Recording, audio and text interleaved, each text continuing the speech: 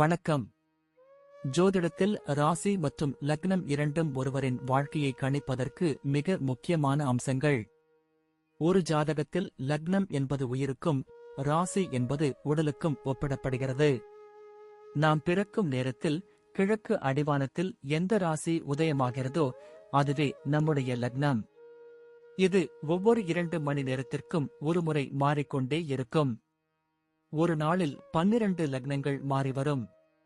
அதனால் லக்னம் என்பது மிக துல்லியமான தகவல்களை கொடுக்கக்கூடியது. இது ஒருவரின் குணநலன்கள், உடல் அமைப்பு, மனோபலம், செயல்பாடு, ஆயுள், எதிர்காலம் போன்ற பல விஷயங்களை நிர்ணயிக்கிறது. ராசி என்பது நாம் பிறக்கும் நேரத்தில் சந்திரன் எந்த ராசியில் இருக்கிறாரோ அதுவே நமது ராசியாகும். ஒரு ராசியில் சந்திரன் சுமார் 2.25 நாட்கள் இருப்பார். சந்திரன் மனதின் காரகனாக கருதப்படுவதால் ராசி ஒருவரின் மனநிலை, எண்ண ஓட்டங்கள், உணர்வுகள் ஆகியவற்றை குறிக்கும். தொலைக்காட்சிகளிலும் பொதுவான பஞ்சாங்கங்களிலும் சொல்லப்படும் தினசரி ராசி பலன்கள் பொதுவாக இந்த ராசியை அடிப்படையாக கொண்டே கணிக்கப்படுகின்றன. ஜோதிடப்படி லக்னம்தான் ஒருவரின் ஆளுமை திறன், சிந்தனை, செயல்கள் மற்றும் அதிர்ஷ்டம் போன்ற முழு வாழ்க்கை நிகழ்வுகளுக்கும் ஆதாரமாக அமைகிறது. ராசி என்பது லக்னத்திற்கு துணை செய்யும் ஒரு அமைப்பு மட்டுமே. ஒருவருக்கு லக்னமும் ராசியும் பலமாக இருந்தால் அவருடைய வாழ்க்கை சிறப்பானதாக அமையும். லக்னம் மற்றும் ராசியின் அதிபதிகள் ஜாதகத்தில் எந்த நிலையில் இருக்கிறார்கள் என்பதை பொறுத்து ஒருவரின் வாழ்வில் ஏற்படும் பலன்கள் மாறுபடும். உதாரணத்திற்கு, ஒரு கிரகம் லக்னப்படி கெட்ட பலனை தருவதாக இருந்தாலும் ராசிப்படி அது யோகமான கிரகமாக இருந்தால் கெடுபலன்கள் குறையும். எனவே ஒரு ஜாதக பலனை முழுமையாகவும் துல்லியமாகவும் அறிய லக்னம் மற்றும் ராசி இரண்டையும் இணைத்து பார்ப்பது அவசியம். இப்போது 12 லக்னம் மற்றும் ராசிக்காரர்களுக்கு என்னென்ன தனித்துவங்கள் இருக்கிறது என்பதை பற்றி இந்த பதிவில் பார்ப்போம். இந்த பதிவை பார்ப்பதற்கு முன்பு இந்த சேனலை சப்ஸ்கிரைப் பண்ணாதவங்க சப்ஸ்கிரைப் பண்ணிக்கோங்க, பெல் பட்டனை கிளிக் பண்ணி வச்சுக்கோங்க. அப்பதான் நம்ம போடுற பதிவு உங்களுக்கு உடனுக்குடன் நோட்டிபிகேஷன் வரும். சரி, வாங்க வீடியோக்குள்ள போகலாம். மீன லக்னத்தில் பிறந்து கன்னி ராசியில் சஞ்சரிக்கும் உங்களின் ஜாதக அமைப்பானது ஜோதிட ரீதியாக மிகவும் ஆச்சரியமான மற்றும் எதிரெதிர் துருவங்கள் இணையும் ஒரு அற்புதமான கலவை என்று சொல்லலாம். ஏனென்றால் மீன லக்னம் என்பது குருவின் ஆதிக்கம் பெற்ற நீர் ராசி. அது கனவுலகில் சஞ்சரிக்க வைக்கும். ஆனால் கன்னி ராசி என்பது புதனின் ஆதிக்கம் பெற்ற நிலராசி. அது நடைமுறை யதார்த்தத்தை மட்டுமே நம்பும். இதனால் உங்களுக்குள் எப்போதும் ஒரு போராட்டம் இருந்து கொண்டே இருக்கும். அதாவது மனது பெரிதாக கற்பனை செய்யும், ஆனால் புத்தி அதை எப்படி செயல்படுத்துவதென்று கணக்கு போடும். வெளியில் பார்ப்பதற்கு நீங்கள் மிகவும் அமைதியாகவும் சாது போலவும் எதுவும் தெரியாதவர் போலவும் காட்சியளிப்பீர்கள். ஆனால் உள்ளுக்குள் உங்கள் மூளை ஒரு கம்ப்யூட்டரை விட வேகமாக வேலை செய்து கொண்டிருக்கும். லக்னத்திற்கு நேர் 7ஆம் இடத்தில் உங்கள் ராசி அமைந்திருப்பதால் நீங்கள் உங்களை பற்றி சிந்திப்பதை விட மற்றவர்கள் உங்களை பற்றி என்ன நினைக்கிறார்கள் என்பது குறித்து அதிகம் கவலைப்படுவீர்கள். சமூகத்தில் நல்ல பெயர் எடுக்க வேண்டும் என்ற ஆர்வம் உங்களுக்கு இயல்பாகவே இருக்கும். புதனின் புத்திசாலித்தனமும் குருவின் ஞானமும் சேரும்போது நீங்கள் ஒரு நடமாடும் பல்கலைக்கழகம் போல திகழ்வீர்கள். எந்த சூழ்நிலையிலும் வளைந்து கொடுத்து போகும் குணம் மீன லக்னத்திற்கு உண்டு. ஆனால் கன்னிராசி இருப்பதால் கொள்கையில் உறுதியாக இருப்பீர்கள். குடும்ப வாழ்க்கை என்று வரும்போது மீன லக்னத்திற்கு 7ஆம் இடமே கன்னி ராசியாக அமைவதால் உங்கள் வாழ்க்கையில் திருமணம் மற்றும் வாழ்க்கை துணைக்கு மிக முக்கிய பங்கு உண்டு. சொல்லப்போனால் திருமணத்திற்கு பிறகுதான் பலருக்கு வாழ்க்கையில் பெரிய திருப்புமுனையே ஏற்படும். உங்கள் வாழ்க்கை துணை மிகவும் புத்திசாலியாகவும் விவரம் தெரிந்தவராகவும் வீட்டை நிர்வாகம் செய்வதில் கெட்டிக்காரராகவும் இருப்பார். நீங்கள் சற்று மெத்தனமாக இருந்தாலும் உங்கள் துணைவர் உங்களை சுறுசுறுப்பாக இயங்க வைப்பார். குடும்பத்தில் உள்ளவர்களிடம் நீங்கள் அதிக பாசம் வைத்திருப்பீர்கள். ஆனால் கன்னி ராசியின் இயல்புப்படி வீட்டில் உள்ள குறைகளை துருவி துருவி ஆராய்ந்து குறை சொல்லிக் கொண்டே இருப்பீர்கள். இது குடும்பத்தில் உள்ளவர்களுக்கு சற்று எரிச்சலை தரலாம். ஆனால் உங்கள் நோக்கம் குடும்பம் நன்றாக இருக்க வேண்டும் என்பதுதான். தாயார் வழி உறவுகளால் நன்மைகள் உண்டாகும். 4ஆம் அதிபதி புதனே ஆவதால் தாய் மிகவும் அறிவுபூர்வமானவராக இருப்பார். தந்தையிடம் சற்று கண்டிப்பு இருக்கலாம். கூட்டு குடும்பத்தை விட தனி குடுத்தனத்தில் உங்களுக்கு நிம்மதி அதிகம் கிடைக்க வாய்ப்புள்ளது. உறவினர்கள் உங்களின் ஆலோசனையை கேட்டு நடப்பார்கள். தொழில் மற்றும் வியாபாரம் என்று எடுத்துக்கொண்டால் உங்களுக்கு இது ஒரு பொற்காலம் என்றே சொல்லலாம்.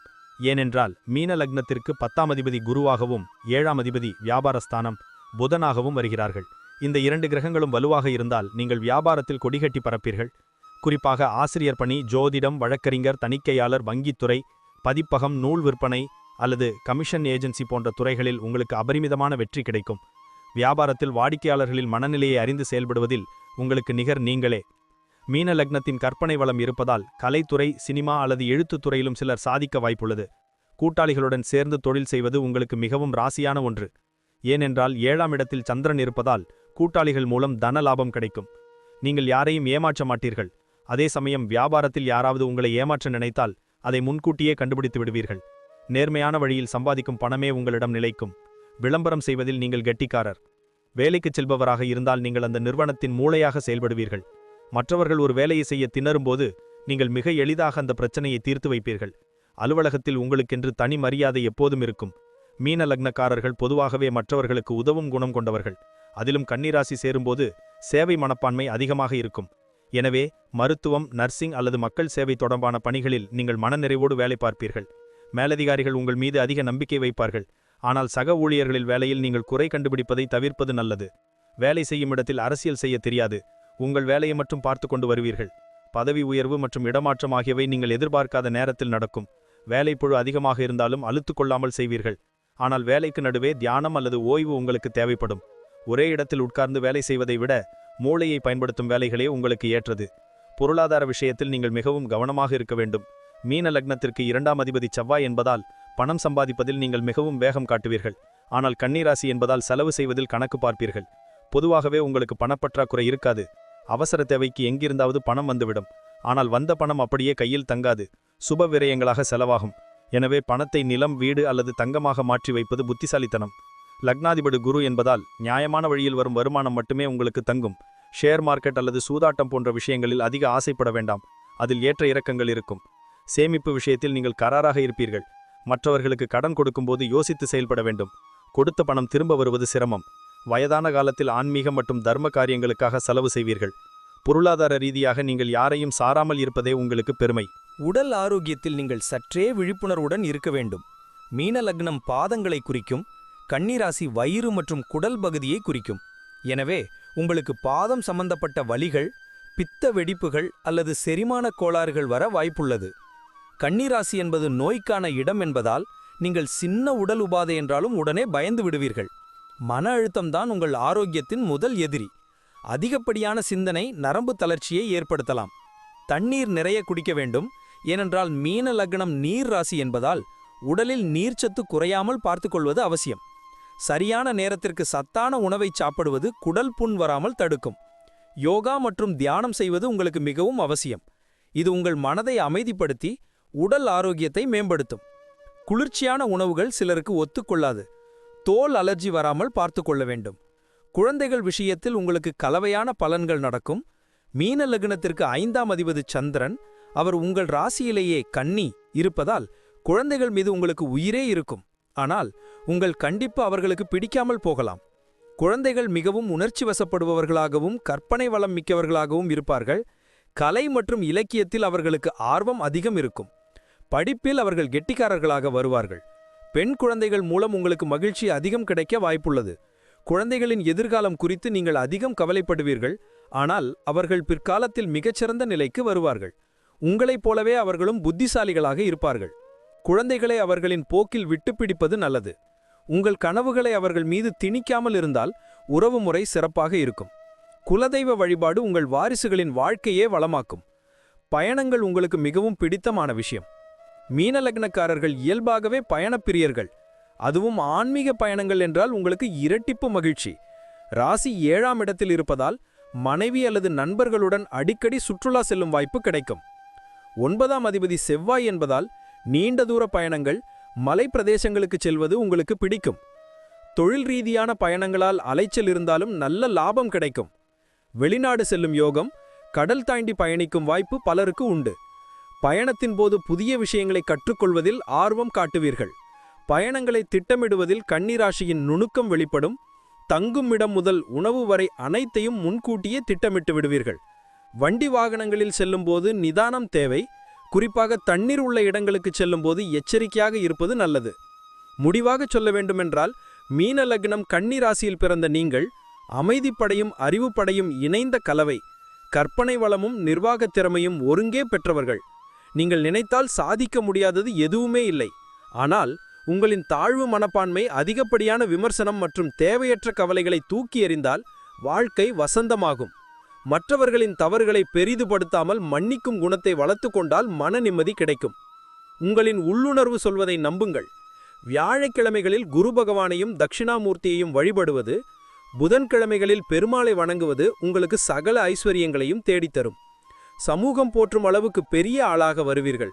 உங்களின் ஞானமும் அறிவும் இந்த உலகத்திற்கு பயன்படும்.